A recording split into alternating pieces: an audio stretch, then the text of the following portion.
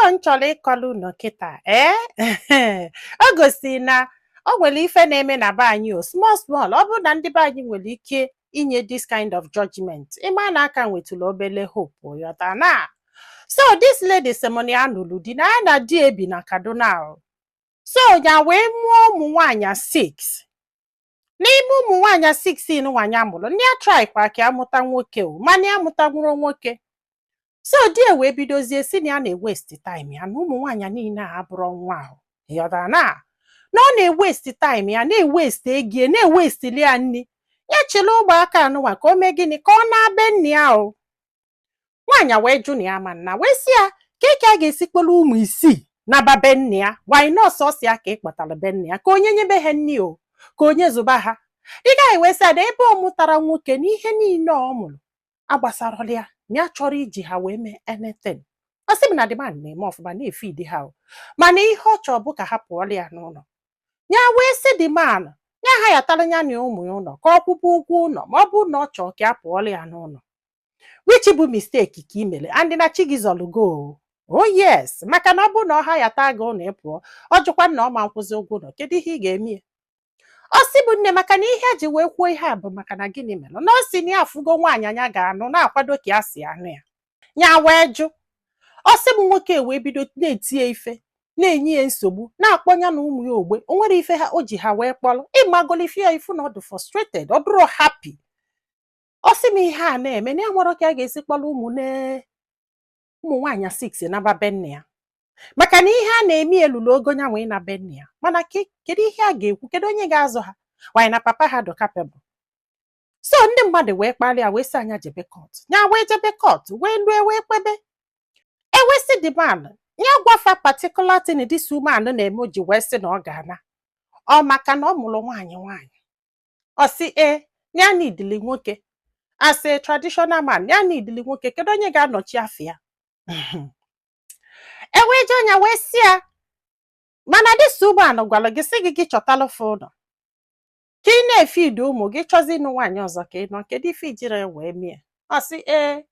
na ya chọrọ imie na time ya ka ọ na-ewest nne ma oche na ọ dị izi ịzụ ụmụ na-esi ga-abụ fata ofe anakwuwe nwoke ọzọ ike gwụrụ ọ sị bụ de na ihe gwụrụ ndị jọji ike bụ na o nwere ife ya mere this guy nọ maka na ya mụrụ nwaanyị 6 girls na ọgwụsị ife ya melie o na ọ na-akwakọ ije nụ nwaanyị ọzọ na ọ sị na ọ ga-anụ nwaanyị ọzọ na ya dụrụ against that o mana ife bụ nsogbu bụ na the girls ya na before nya abata na ọ ga-achụ na nyanwa na ya ma nnọrụ wit ụmụaka na-esi plus mmafa mmadụ eju ebe niile na-eme mkpọtụ na-edisturb ya na fa azọba in fact ya na mami ya so okwu na ụmụaka ga-akụgbu ya n'aka ọkwa ifugo dị fear ọsị m nne ọkwana ya wee kwụrụ ọtọ wee sị ndị jọji ndị achọkwana ịna kedu onye a ga-ekponelu ụmụaka na-esi n'ụwa kedu ka a si ebido ọ sị bụ na ihe a nkwulu bifo na jọji bụ ihe kwuru wee sị ọbụna ọha ya alụgo ụlọ si na ọma nkwụzi ụgwọ ị ga-etinye ife gị kwuo ife ịchọ ka emeelu gị kịta dị umeanụ wee sị biko ya ji chukwu ayọ ndị kọt na ọ bụrụ na di esi na ọ chọrọzi ya pụọlụ ha n'ụlọ ya jee ha ya ta ụlọ ka o wee nụba nwaanyị ọzọ maka na ọ bụgodo na akwụbasị ya ralụ na ọnyanwa ga-ebu ụzọ rahụ na asịsị kwuo n'ọnụọgụ na ụmụ ya ka kedu ebe ọ chọọ ka akpọlụ ụmụaka na-esi ijebe ụfọdụ ụmụ nwoke chei unu do so selfish abara ka esi eme onye gwalụ gị na nwaanyị amụọlụ gị ụmụ nwaanyị 6 you did it yourself ọ gị bụrụ ụmụ nwaanyị 6 mgbe dike ka iji wee mụfa ife na-ese kịta abụrụ na o ji pata afọ n'ezio ife na-ese kịta abụrụ na ijide ya na nwoke nọọ na ịtụbagidelie ibe ọmụgide ụmụ nwaanyị mụọ 6 from mgbe dike gị i wee mazalụ na ụmụ nwaanyị kedu ife ijiri gbanye nwoke ka ọ mụọlụ gị ịmara the difference between X and Y a na-akọgheli ekwesịrị before onye ọbụla anụọ di ma ọ nụọ nwaanyị akpọgagodi ya school o jee malụ the difference between Y and X malụ onye na-supply malụ onye na-egive malụ onye na-ebu ebu amụọlụ gị ụmụ nwaanyị na-esi o wee duha oke isi nwaanyị akpọrọ ụmụ nwaanyị na-esi ka ọ nakwube nne ya na nne ya mere gị gịnị na o kebere gị nwa ya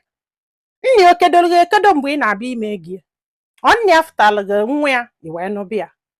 ana akoyeli osibu nne to her greatest surprise o George wee sị ya yes n'ife nwaanyị akwụrụ ka fa kwụrụ ya